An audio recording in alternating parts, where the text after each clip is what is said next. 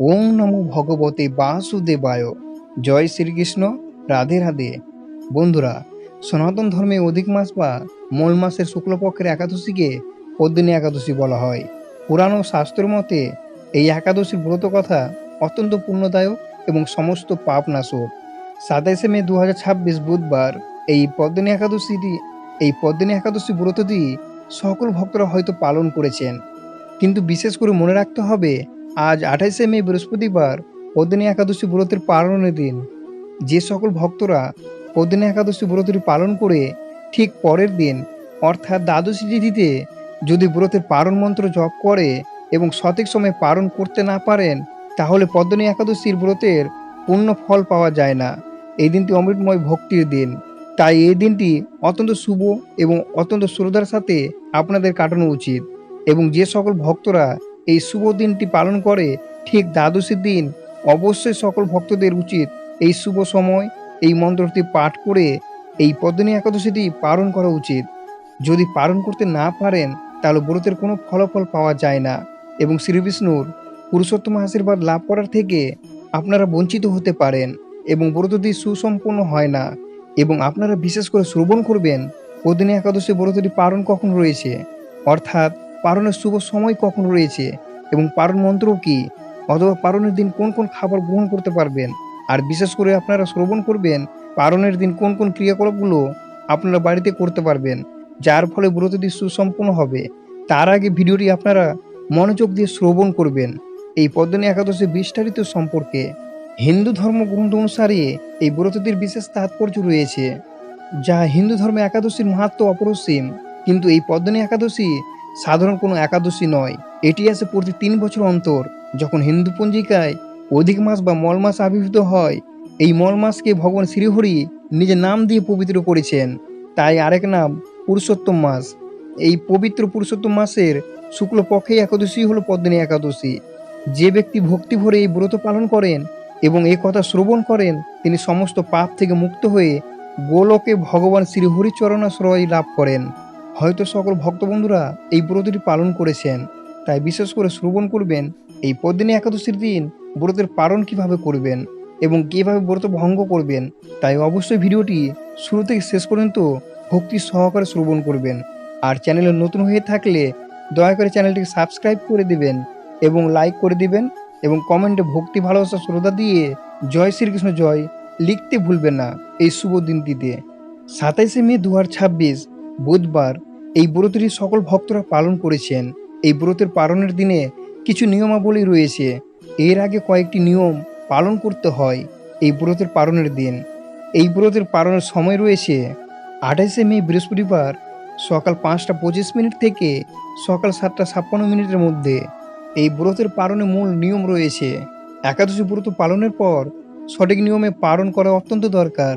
শাস্ত্র মতে পালন সঠিক সময়ে এবং সঠিক নিয়মে না হলে ব্রতের সম্পূর্ণ ফল লাভ হয় না।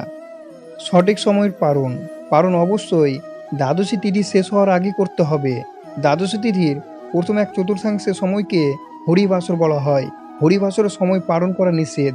হরিবাসর শেষ হলে তবে ব্রত ভঙ্গ করতে হবে। স্নান ও আরাধনা। পালনের দিন ভোরে ঘুম থেকে উঠে স্নান সেরে পরিষ্কার বস্ত্র পরিধান করতে হবে। এরপর ভগবান বিষ্ণুর মূর্তিতে বা ছবিতে ফুল দিয়ে চন্দন প্রদীপ ও ধূপ দিয়ে পুজো করতে হবে। দান কর্ম।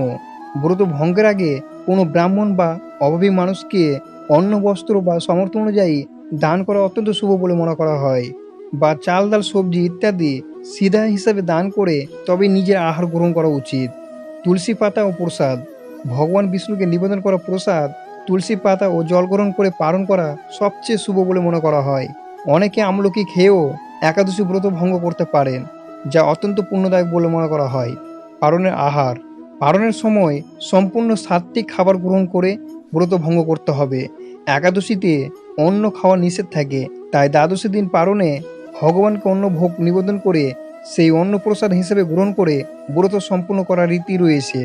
পালনের খাবারে পেঁয়াজ রসুন মসুর ডাল বেগুন যে কোনো ধরনের আমিষ খাবার বর্জনীয় করা হয়েছে। পালন ও মন্ত্রপাঠ। একাদশী ব্রত ভঙ্গের সময় ভগবান বিষ্ণু আরাধনা করে এই মন্ত্রটি পাঠ করবেন। অজ্ঞান তিমি রান্ধস্য ব্রতে নানেন কেশব পরিচিত সম্মুখ নাদ জ্ঞান দৃষ্টিপ্রদ ভব। নিয়ম অনুসারে এর অর্থ হলো, হে কেশব, আমি অজ্ঞানরূপী অন্ধকারে নিমজ্জিত। এই ব্রতের মাধ্যমে আপনি আমার প্রতি প্রসন্ন হন এবং আমাকে জ্ঞান দৃষ্টি প্রদান করুন। এবং পারণের সময় এই মন্ত্রটি যদি মনে রাখতে না পারেন, তাহলে ভগবান বিষ্ণুর দ্বাদশকর মূল মন্ত্র রয়েছে, এই মন্ত্রটিও আপনারা জপ করতে পারেন। ওং নমো ভগবতে বাসুদেবায়, এই মন্ত্রটিও জপ করেও সম্পূর্ণ করতে পারেন। পারণের দিন আপনারা কোন কোন খাবার গ্রহণ করবেন? পারণের আদর্শ আহার তুলসী ও জল। পারণের শুরুতেই ভগবান বিষ্ণু চরণামৃত বা তুলসী পাতা দেওয়া জল পান করে ব্রত ভঙ্গ করা সবচেয়ে শুভ বলে মনে করা হয়। আমলকি, শাস্ত্র মতে দ্বাদশী দিন পারণে আমলকি বা আমলকির রস গ্রহণ করা অত্যন্ত পুণ্যদায়ক। অন্ন, একাদশীতে চাল বা অন্ন খাওয়া সম্পূর্ণ নিষিদ্ধ থাকে, তাই ব্রত ভঙ্গের দিন ভগবানকে অন্নভোগ নিবেদন করে সেই ভাত প্রসাদ হিসেবে গ্রহণ করাকে ব্রত সম্পূর্ণ হওয়ার প্রতীক ধরা হয়। মুগ ডাল, মসুর বা অন্যান্য ডালের বদলে এটি সাত্ত্বিক এবং উপবাসের পর পেটের জন্য বেশ আরামদায়ক। সহজপাচ্য সবজি, লাউ, কাঁচা কলা, কুমড়ো, আলু এবং কাঁচা পেঁপে দিয়ে তৈরি হালকা তরকারি খাওয়া উচিত।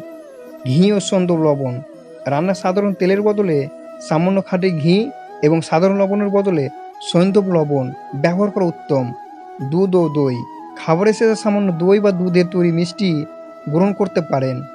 পদ্মিনী একাদশী ব্রত কথা ও মাহাত্ম্য। ত্রেতা যুগে হৈ হৈ বংশে কীর্তবীর্য নামে এক অত্যন্ত ধার্মিক ও পরাক্রমশালী রাজা ছিলেন। তারা একাধিক স্ত্রী ছিলেন, কিন্তু তাদের কারোরই কোনো সন্তান ছিল না। নিঃসন্তান হওয়ার কারণে রাজার মনে কোনো শান্তি ছিল না। অবশেষে তিনি রাজ্যভার মন্ত্রীদের হাতে তুলে দিয়ে সন্তান লাভের আশায় ঘর তপস্যা করার জন্য স্ত্রী পদ্মিনীকে নিয়ে গন্ধম মাদন পর্বতে গমন করেন। পর্বতে গিয়ে রাজা কীর্তবীর্য 10,000 বছর ধরে কঠোর তপস্যা করেন, কিন্তু তবুও তিনি সিদ্ধি লাভ করতে পারলেন না। দীর্ঘ তপস্যার ফলে রাজার শরীর জীর্ণ ও কঙ্কাল সার হয়ে পড়ল। স্বামীর এই কষ্ট দেখে পতিব্রতা রানী পদ্মিনী অত্যন্ত চিন্তিত হয়ে পড়লেন। উপায় না দেখে তিনি মহর্ষির অতির স্ত্রীর কাছে মহাসতী অনুসূয়ার কাছে শরণাপন্ন হলেন। রানী পদ্মিনী সতী অনুসূয়াকে প্রণাম করে বললেন, মা, আমার স্বামী দীর্ঘকাল ধরে তপস্যা করছেন, কিন্তু এখনও ঈশ্বর প্রসন্ন হননি। দয়া করে আমাকে এমন কোনো ব্রতের কথা বলুন যা পালন করলে ভগবান প্রসন্ন হবেন এবং আমরা এক সর্বগুণ সম্পূর্ণ পুত্র লাভ করব।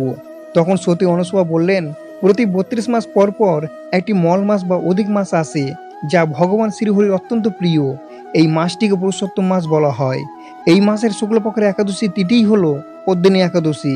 তুমি যদি সঠিক নিয়মে উপবাস থেকে রাত্রি জাগরণ করে এই একাদশী ব্রত নিষ্ঠার সঙ্গে পালন করো, তবে ভগবান শ্রীহরি নিশ্চয়ই প্রসন্ন হবেন, তোমার মনোবাঞ্ছা পূর্ণ করবেন। সতী অনুসূয়ার নির্দেশ মতো রানী পদ্মিনী অত্যন্ত ভক্তি ও নিষ্ঠার সাথে পুরুষোত্তম মাসের শুক্লপক্ষের একাদশী ব্রত পালন করলেন। তিনি সম্পূর্ণ উপবাস থেকে সারা রাত জেগে ভগবান বিষ্ণু আরাধনা করলেন। রানী নিষ্ঠা ও ভক্তিতে ভগবান শ্রীহরি অত্যন্ত প্রসন্ন হলেন।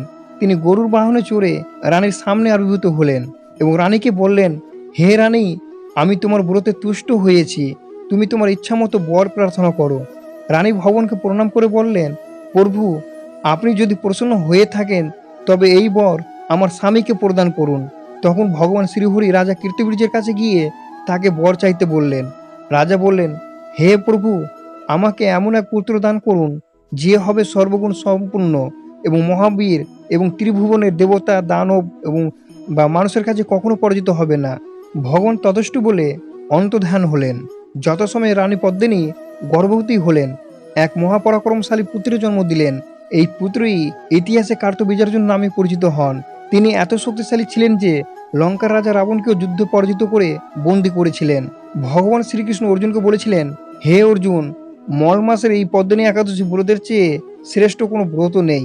যে ব্যক্তি নিষ্ঠার সাথে এই ব্রত পালন করেন এবং এই পবিত্র ব্রত কথা পাঠ করেন বা শোনেন অথবা শ্রবণ করেন, তিনি সমস্ত পাপ থেকে মুক্ত হয়ে মৃত্যুর পর বিষ্ণুলোকে স্থান পান।